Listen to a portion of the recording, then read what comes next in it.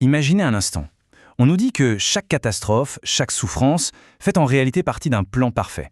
C'est une idée, disons, audacieuse. Eh bien, c'est justement cette idée que Voltaire va complètement démolir avec une ironie mordante dans son chef-d'œuvre de 1759, Candide. Allez, on plonge ensemble dans cette critique qui est, disons-le, assez féroce. Alors ça, c'est la phrase fétiche, le mantra du mentor de Candide. On parle bien sûr du docteur Pangloss, un philosophe incorrigiblement optimiste. Pour lui, c'est simple, le hasard, le malheur, ça n'existe pas. Non, non, tout, absolument tout, même les pires horreurs, sert en fait un bien supérieur. Rien que ça. Oui, mais et si ce n'était pas le cas? Parce que Voltaire, lui, il n'y croit pas une seconde. Pas du tout. Et il va se servir de cette histoire, de Candide, pour vraiment mettre à l'épreuve cette belle philosophie. Comment? En la confrontant sans aucune pitié aux réalités les plus dures et les plus absurdes du monde. Il faut savoir que cette idée, ce n'est pas juste Pangloss qui l'invente.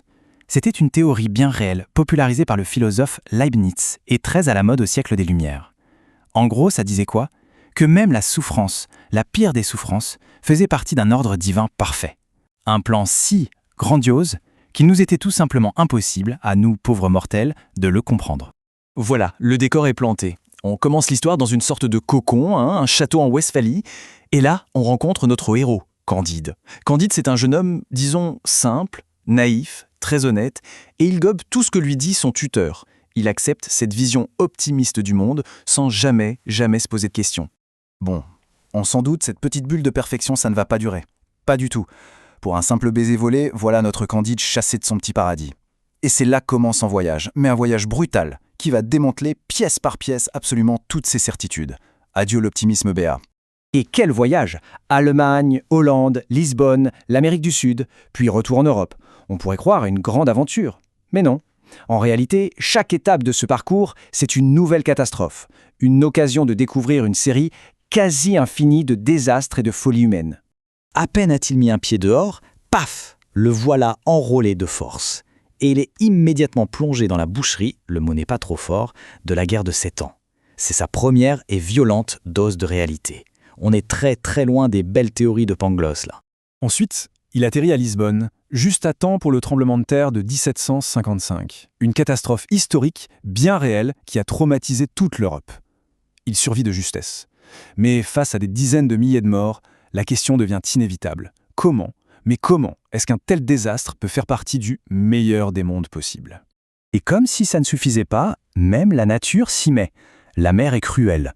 Au cours d'un naufrage, il assiste, complètement impuissant, à la noyade de son bienfaiteur, Jacques. Et Jacques, c'était un homme bon, vraiment généreux. La leçon est amère.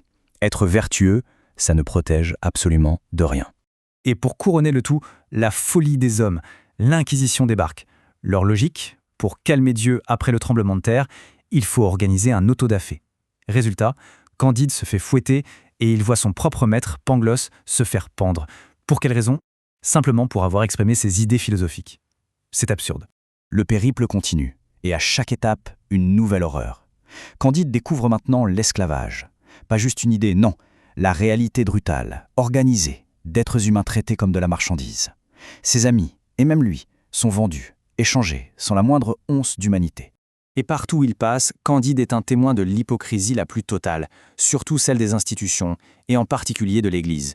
Voltaire se fait un malin plaisir de nous montrer des chefs religieux, disons, très peu exemplaires. Ils sont corrompus, immoraux, et à des années-lumière des beaux principes qu'ils sont censés défendre.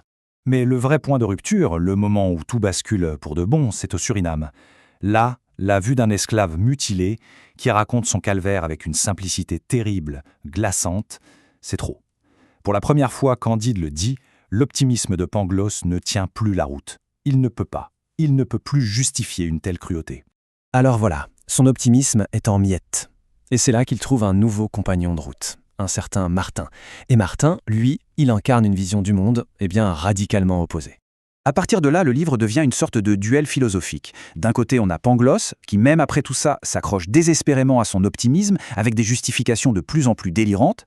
Et de l'autre, on a Martin, un érudit qui a tellement souffert qu'il est devenu un pessimiste pur et dur. Pour lui, c'est clair, le monde a été abandonné au mal, point final. Alors, que faire? L'optimisme est ridiculisé, c'est une illusion.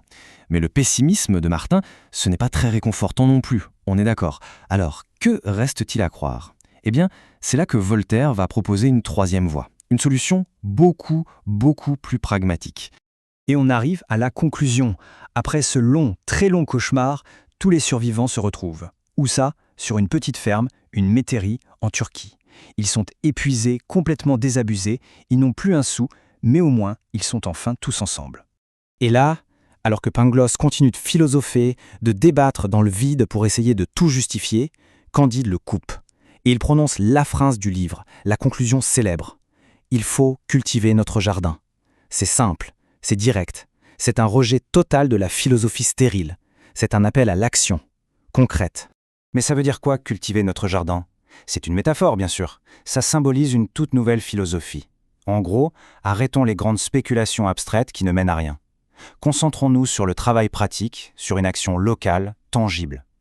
Il s'agit de créer son propre bonheur, ici et maintenant, en améliorant son petit coin du monde. C'est une réponse pragmatique à un monde qui, lui, est complètement chaotique.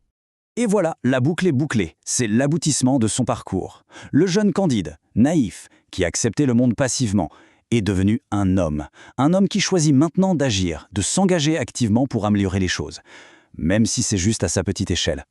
Et est-ce que ça a marché? Oh que oui! Malgré la censure, le livre a été interdit par les autorités religieuses et gouvernementales, mais Candide est devenu un best-seller instantané. Plus de 20 000 exemplaires vendus la première année. Pour l'époque, c'est un chiffre absolument colossal. Parce qu'il faut bien comprendre que la satire de Voltaire, ce n'est pas juste une histoire pour s'amuser, c'est une arme puissante contre les autorités philosophiques et religieuses de son temps. Avec ce mélange d'humour noir et de tragédie, il a livré un plaidoyer vivant pour la raison, le réalisme et l'action, contre la foi aveugle et les discours creux. D'ailleurs, ce n'est pas Candide qui invente tout ça. Juste avant sa grande conclusion, il rencontre un vieux fermier turc, très sage, qui lui donne ce conseil. Et ça renforce vraiment le message final du livre, la valeur du travail. Un travail concret qui nous sauve de l'ennui, du vice et du besoin. Finalement, la conclusion de Voltaire, elle est toujours aussi pertinente aujourd'hui, n'est-ce pas? Ça nous renvoie à une question très personnelle. Et nous? Quel est notre jardin? Où est-ce qu'on peut mettre notre énergie pour faire une différence? Même petite, mais une différence réelle, tangible, ici et maintenant.